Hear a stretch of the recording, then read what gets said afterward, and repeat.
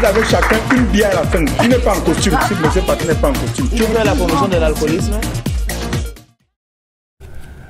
Bonjour à vous, bonjour à toute l'équipe de Nous Chez Vous, bonjour à Dorette, bonjour à Moustique le Charismatique et à tous ceux qui vous accompagnent. Merci de nous retrouver ici à Douala pour cette autre édition de Un jour, un événement.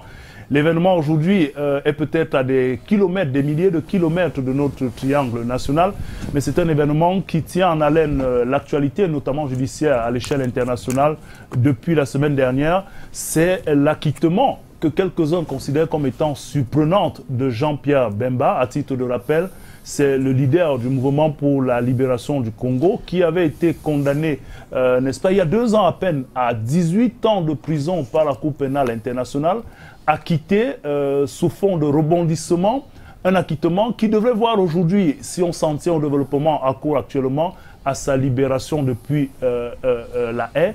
Que peut-on penser de cet acquittement? Est-ce qu'on peut voir dans le déroulement de ce procès la crédibilité de la Cour pénale internationale mise à mal? On en parle avec un spécialiste de ces questions-là. Il est d'ailleurs avocat au barreau du Cameroun. Maître Emmanuel Pincy a répondu à notre sollicitation. Merci Maître d'être avec nous dans ce studio. C'est moi qui vous remercie. Je rappelle également que je suis un avocat du barreau de Paris. Et la précision vous l'appelle. Et que ça fait 40 ans que je suis avocat. Et que sur ce problème-là, c'est un problème qui préoccupe tous les Africains. Parce que la Cour pénale internationale, vous le savez, n'a pas eu à engager des poursuites contre les gros, c'est-à-dire les grands pays, oui, et n'a engagé des procédures que contre beaucoup de leaders africains. Et s'agissant de cette affaire, moi je pense que c'est un épilogue qui est très intéressant au point de vue de l'analyse stricto sensu juridique. Très bien. Les termes vont peut-être nous échapper, n'étant pas dans le jargon profond de ces termes juridiques. Nous avons environ un quart d'heure pour essayer de comprendre justement l'impact qu'une telle décision pourrait avoir sur la perception de la CPI, mais aussi sur d'autres procédures en instance de ce côté-là. On se souvient que c'est en 2002, justement, que Jean-Pierre Bemba était déjà impliqué, en tout cas pointé du doigt, dans les exactions commises par ses troupes du côté de la RCA, en proie à une tentative de déstabilisation du pouvoir de Ange-Félix Patassé. En ce moment-là, et c'est finalement en mai 2008 qu'il a été arrêté, une procédure et une détention de 10 ans qui ont vu finalement sa condamnation il y a 2 ans à 18 ans de prison. Comment est-ce que sur le plan judiciaire, on peut considérer cet acquittement qui vient aujourd'hui sonner comme une onde de choc?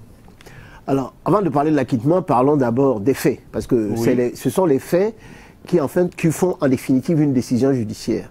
Les faits, c'est quoi? Le président Patassé en Centrafrique a des problèmes énormes avec sa rébellion, qui à l'époque était dirigée par le général Bozizé. Oui. Et de l'autre côté, vous savez que lorsque vous êtes en Centrafrique, avec... De l'autre côté, vous avez le Congo. Voilà, vous avez le Congo et Guadeloupe. Oui. Et Guadeloupe qui est, en fin de compte, là où habitait le fief de Jean-Pierre Bemba. Le fief de Jean-Pierre et surtout de Mobutu. Parce que Mobutu était juste à côté. Et... Il y avait, on l'a donc appelé avec sa milice, il a donc envoyé sa milice au président de la République pour protéger l'État centrafricain contre l'agression, en tout état de cause, de ceux qui voulaient prendre le pouvoir. Et il met à la disposition des troupes centrafricaines, sous le commandement du chef d'état-major de Centrafrique, lui-même se retrouvant au Congo, 1000 km pour pouvoir défendre la Centrafrique. Alors, ces soldats vont commettre un certain nombre d'exactions, et à la suite de ces exactions, on va le prendre parce que Bozizé arrive au pouvoir, et il faut savoir que c'est la Centrafrique qui dépose plainte contre lui, ce n'est pas le Congo qui le fait. Justement, la RDC s'est toujours défendue d'avoir une quelconque implication dans ce procès, même si les partisans de Jean-Pierre Bemba y ont vu parfois des manœuvres déstabilisatrices sur le plan politique, parce qu'étant devenu pratiquement une des figures de proue de l'opposition au président Kabila, il va tout de même sans dire que la Fédération internationale des droits de l'homme avait évoqué au cours de ce procès et dans les éléments mis en accusation, la notion de supériorité hiérarchique. Vous avez des éléments qui ont sans doute commis des atrocités, mais vous devez vous sentir responsable de ces atrocités-là. Oui, c'est d'abord ça ce qu'on appelle l'horreur de cette procédure, c'est-à-dire, et il y a d'ailleurs au niveau de la plaidoirie, ce qu'on appelle la responsabilité pénale individuelle en droit. C'est-à-dire, on n'est pas responsable du fait des autres, mais quand on est chef de guerre, par exemple, on est responsable des crimes qui sont commis par ces troupes. Mais cela dit en passant, quand vous voyez que la notion du fait que ces troupes ne soient plus sous son commandement et qu'il les a envoyés sous le commandement de l'état-major centrafricain, c'est-à-dire ça dépend plus de lui, c'est-à-dire il a prêté ses troupes. Donc il y a une délégation et il n'a plus la maîtrise totale de ses troupes. Bon, donc quand on va faire, parce que c'est un procès à charge qui a été fait par le procureur à l'époque au Campo, et il y a également à l'intérieur de ce procès des relents de tout ce qui se passe à l'intérieur du Congo démocratique. Parce que, comme vous le savez bien, il était candidat à l'élection présidentielle, il a été vice-président. Vice-président. Oui. Après qu'il y ait eu des élections présidentielles, il a eu 70% de voix à Kinshasa. Mais il a perdu avec 40%, 42% de voix et Kabila a gagné. Donc, il y a eu des guerres d'ailleurs, on a bombardé son hélicoptère, on a bombardé son siège. En passant, c'est un homme d'affaires aussi qui n'a fait le fils de Bemba Sola, qui était quelqu'un qui a fait des affaires avec Grégoire Piolé ici, qui avait les bonnes courses, oui, qui a investi au Cameroun, qui a eu la première, c'était comme Carrefour à Abidjan. Oui. Donc c'est des gens qui sont très riches, et même c'est que son père était d'origine un métis portugais qui a fait fortune et qui était celui qui gérait les affaires du président Mobutu. Donc c'est une famille très fortuné. Qui entre en politique en 1997. Il entre en politique après avoir fait ses études en Belgique. Il est revenu et il va ouvrir une milice parce qu'à l'époque même, tout le monde le sait que Kabila actuellement était. On allait choisir Kabila pour venir devenir président du Congo démocratique parce que son père, qu'on était allé chercher pour battre Mobutu, a voulu être nationaliste et il a été assassiné. Donc tout ça, également, le fait de faire partir Mbemba à l'extérieur a un aspect politique parce qu'il était l'adversaire le plus coriace du pouvoir et que ça arrangeait l'affaire des Occidentaux parce que, comme vous le savez très bien, la CPI est contrôlée par les grands et notamment au niveau du Conseil de sécurité. En tout cas, c'est ce que l'opinion africaine pense. Et c'est ce que nous pensons également. Alors, justement, parlant de la CPI, on a d'autres procès en instance, comme celui notamment de Laurent Gbagbo de la Côte d'Ivoire.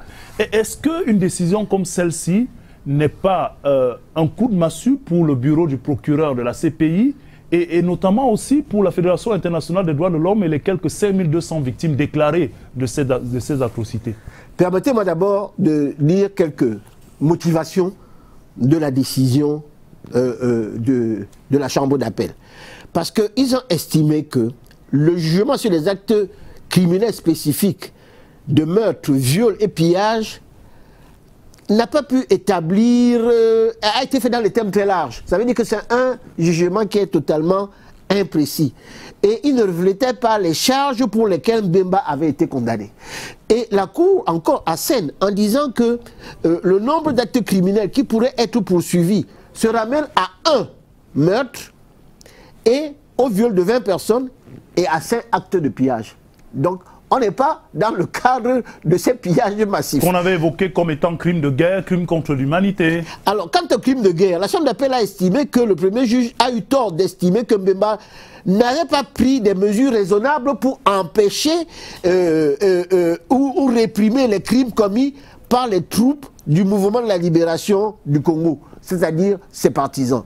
Et effectivement, la Cour a estimé que ce n'est pas possible. Vous ne pouvez pas, au moment où le chef qui est à 1000 km prend des mesures pour sanctionner les gars, pour dire qu'il n'a rien fait, pour que ceux-ci continuent à condamner. Donc, ce que les gens doivent comprendre, c'est que d'un côté, il y a les charges.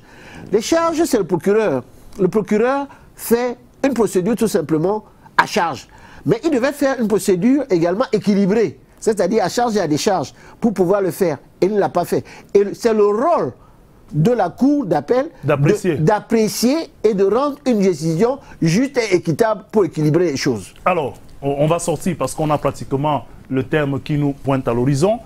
Quand même, 10 ans de détention, un avenir politique quelque peu brouillé, et à la fin, comme un chèque en blanc donné à Jean-Pierre Bemba, on a envie de se demander finalement pourquoi tout ce temps, et est-ce qu'il ne vaudrait pas la peine de regarder différemment les autres procédures comme celle de Laurent Gbagbo? Oui, c'est très intéressant. D'ailleurs, s'agissant de la procédure de Laurent Gbagbo, parce que la nouvelle dame qui est procureure, la Gambienne, a échoué dans la manière d'analyser les procédures.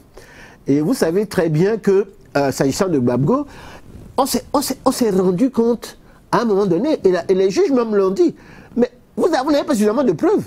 C'est-à-dire, après avoir enquêté et mis Gbagbo en prison, on s'est retrouvé que ces charges, les preuves qu'il avait données, étaient totalement faibles ou fausses, ou basées sur des éléments qui ne concernaient pas les actions qui auraient été faites par les partisans de Gbagbo. On lui a demandé de recommencer la procédure. Un temps supplémentaire au procureur pour... Oui, et normalement la Cour, quand c'est comme ça, il n'y a pas suffisamment d'éléments, vous acquittez la personne. On a bien tenu pour lui demander d'aller encore enquêter. Donc ça n'a pas de sens. Si vous avez une procédure et que vous n'apportez pas assez d'éléments, parce que ce que les gens doivent comprendre au niveau de la CPI, c'est basé sur une forme de procédure, la procédure accusatoire. Ça veut dire que la Cour apporte, ou la CPI apporte ses éléments, et vous aussi vous allez chercher vos éléments. D'ailleurs, ça va voir également dans le cadre du procès de Bemba, qui va prendre des témoins, et il va être condamné parce qu'il a apporté des témoins.